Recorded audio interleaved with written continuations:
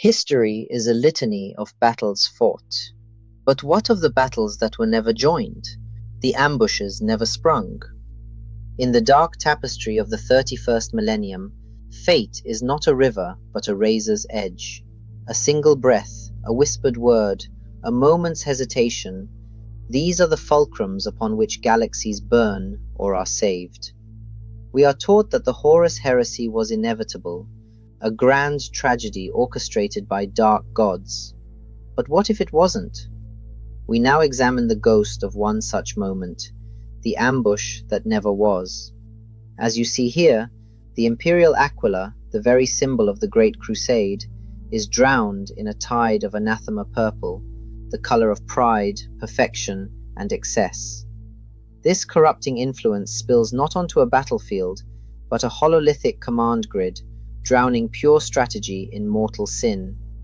This represents a singular point in the prehistory of the heresy, a moment of pure tactical clarity within the mind of the Primarch Fulgrim. Aboard his flagship, the Phoenician foresaw the web of deceit his brother Horus was weaving. The disposition of the fleets, the curious orders, the illogical deployments. His peerless mind saw the battle plan of treason taking shape. For one pristine moment, he resolved to act. But clarity is fragile, and conviction is so easily poisoned. The tactical grid becomes a sea of corruption, the chance is lost, and 10,000 years of war is the price. For how does one strike down a brother, a beloved Warmaster, on the strength of a cold, tactical suspicion alone? In this archive, we will dissect that fleeting moment of doubt and clarity, and explore the precise, terrible second when loyalty died and the heresy was allowed to live. To understand the choice Fulgrim almost made, one must first dissect the soul of the man himself. Before the Warmaster's heresy, before the whispers in the warp, there was the foundational principle that defined the Third Legion, the obsessive, all-consuming pursuit of perfection. This drive was no mere affectation.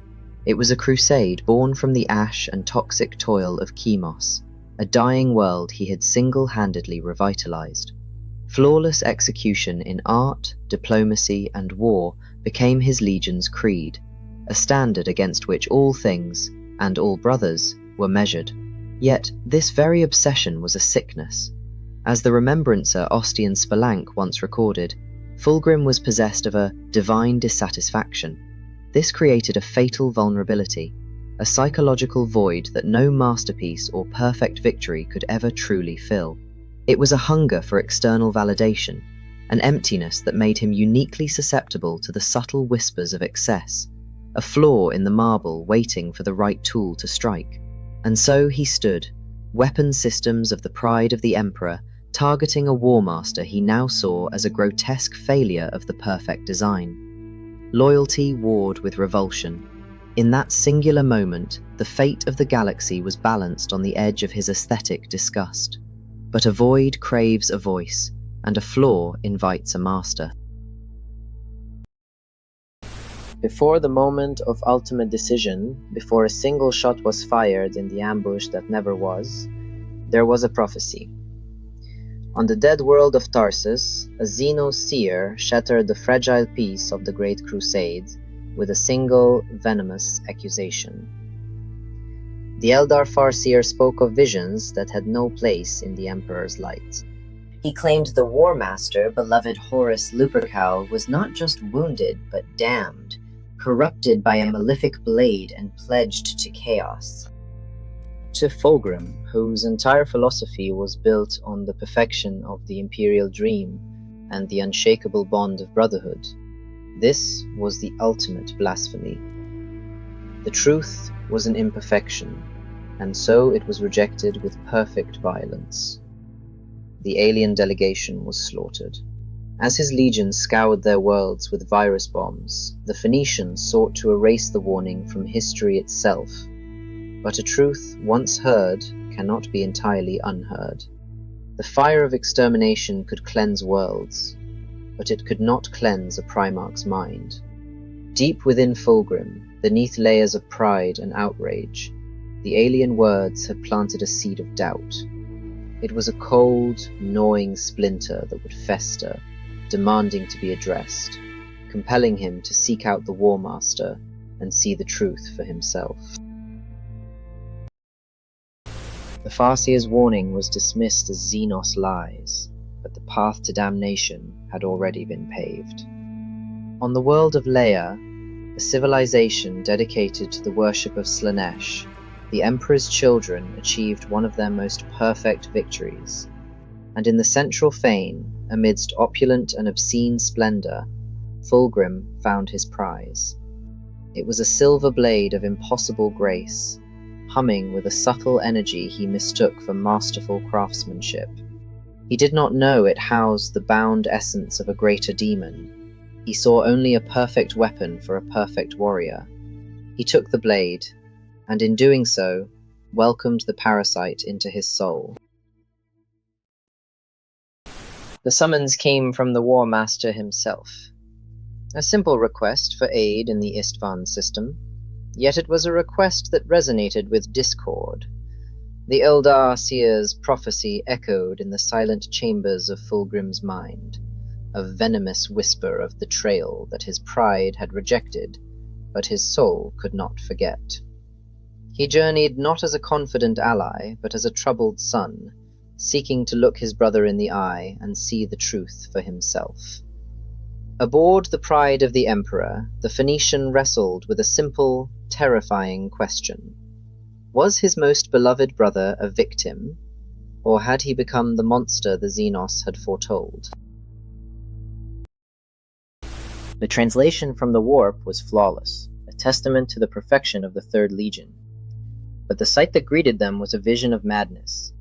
Below, the world of Isstvan III was wreathed in fire, and in the void, the fleets of the sons of Horus, the World Eaters, and the Death Guard rained death upon the planet. There was no grand enemy fleet, no Xenos armada to justify such a bombardment. The Vox was silent. This was not a battle, it was a slaughter. A disordered, brutal, and tactically insane massacre of their own forces on the world below. In that moment of horror, a cold, terrible clarity descended upon the Phoenician. His strategic mind, a tool of perfect logic, cut through the confusion. Horus's fleet was utterly exposed. Their shields were angled downwards, their engines flared, their rear armor presented to the void like a sacrificial offering. They were blind, arrogant, and vulnerable. The 28th Expeditionary Fleet, arriving unseen, had materialized in a perfect kill box. The tactical display glowed with a simple, brutal truth. A single, coordinated volley would annihilate the Warmaster's command and decapitate his nascent rebellion. The ambush was not planned. It was a righteous necessity, born in an instant of horrifying revelation. On the command deck of the Pride of the Emperor, the tactical display was a portrait of treason. Horus's fleet, exposed and vulnerable, slaughtering their own. For a pristine moment, the demonic whispers fell silent, and the Phoenician's mind was his own. He saw the truth with cold, perfect clarity. The Farseer was right. Horus was a traitor. The order formed, a righteous and terrible necessity. Target the Vengeful Spirit. All batteries, fire on my mark. His finger descended upon the master firing rune. The galaxy held its breath. But the moment was shattered. Lord Commander Eidolon, misreading cold fury for despair, strode forward. My lord, this despair is beneath you. Remember the perfection you seek. He offered up the silver blade from Laer. As Fulgrim's gauntlet closed around the hilt, the psychic circuit was completed. A psychic thunderbolt of pure, unnatural euphoria obliterated his cognitive function. The tactical imperative, the loyalty to Terra, the very thought of firing, all were washed away, replaced by a rapturous, overwhelming love for his brother Horus. The finger that would have saved the Imperium relaxed. The choice was not made. It was stolen. The moment passed. The master firing rune remained untouched, its angry red glow a silent testament to the galaxy that might have been. On the command deck of the Pride of the Emperor, a terrible silence fell, broken only by the hum of the ship's heart. The tactical display, once a canvas for righteous fury, now seemed a meaningless collection of lights. The bridge crew, who, moments before, had felt the electric certainty of their Primarch's wrath, now stared in confusion. The Phoenician stood motionless, his hand still resting on the hilt of the Laer blade. But the cold fire of judgment was gone from his eyes, replaced by a rapturous, vacant stare.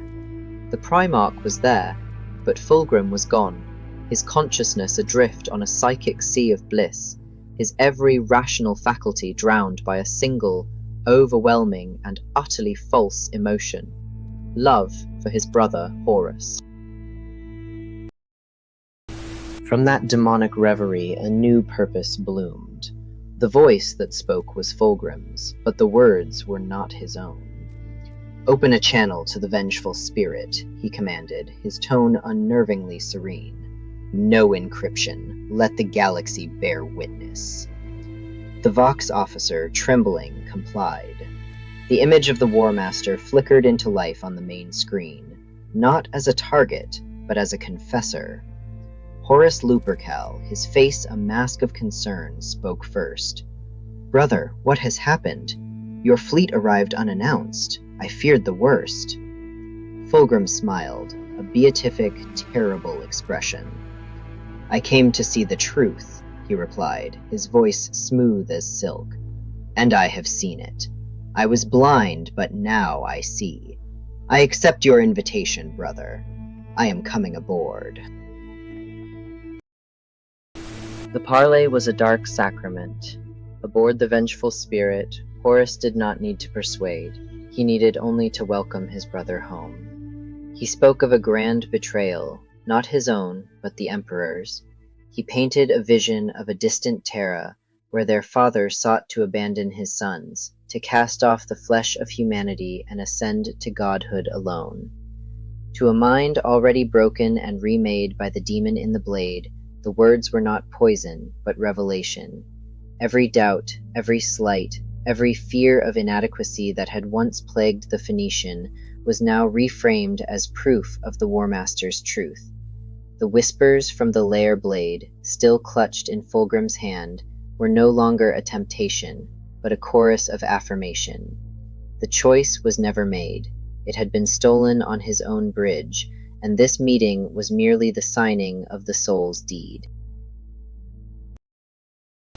And so the pact was sealed, not in blood, but in a shared, corrupted vision.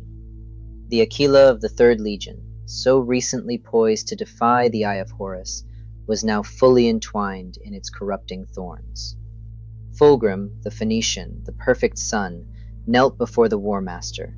He pledged his loyalty, his legion, his very soul to the rebellion. The ambush that never was had ended. A new, far more terrible ambush was about to begin. As Fulgrim returned to his flagship, the Pride of the Emperor was no longer a vessel of imperial justice. It was a predator, its loyalty inverted, its perfect capabilities now turned to the service of treason. The trap for the loyalists was about to be set, and Fulgrim himself would be the bait. The first task given to the newly turned Primarch was one of exquisite cruelty, a task only he could perform. He was to be the lure. His reputation for loyalty, his bond of brotherhood with Ferrus Manus, his legion's pristine record, all were now weapons to be used against the Imperium. A message was sent, a cry for aid broadcast across the stars to the approaching loyalist fleets. It was a masterpiece of deception, penned by a master artist now in service to ruin. It spoke of Horus's treachery, of the slaughter on Isstvan III, and begged for reinforcement. The Iron Hands, the Raven Guard, and the Salamanders heard the call of a brother in need. They would come. They would come to save him, and he would lead them to their doom. The price of that stolen moment was paid, first in blood, then in souls. Spared from righteous judgment, Horus was free to enact the Great Betrayal. The virus bombs scoured the loyalists from Isstvan III, a holocaust Fulgrim now witnessed not as a judge, but as a co-conspirator. Then came the drop site massacre on Isstvan V. The trap was sprung, and the Iron Hands, the Raven Guard, and the Salamanders were annihilated. There, on the Black Sands, Fulgrim's damnation was made manifest. He met his brother, Ferrus Manus, in battle. The Gorgon, horrified, saw the corruption in his friend's eyes, but it was too late.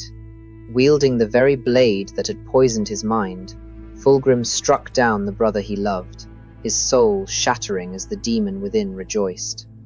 The ambush that never was had led to this.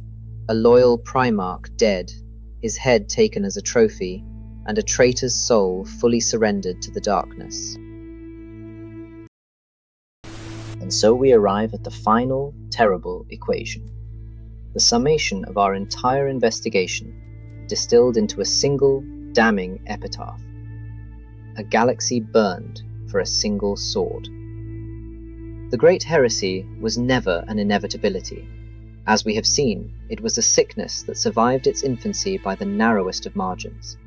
For a few, fleeting seconds over the poisoned soil of Isstvan III, one commander, Primarch Fulgrim, possessed the clarity to end it all. His fleet was in absolute tactical position, his guns charged and aimed at the heart of the betrayal. He saw the truth. The order to fire, the order that would have saved the Imperium, was forming on his lips.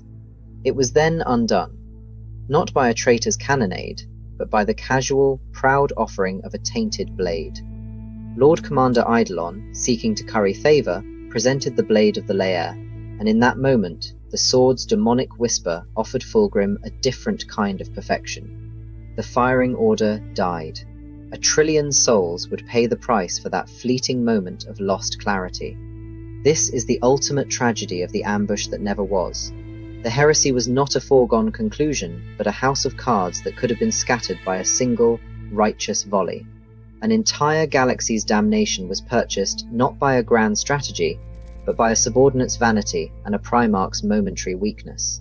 In the 41st Millennium, we learn that the greatest of wars are not always lost on the battlefield, but in the quiet chambers of the heart, where a single wrong choice is made.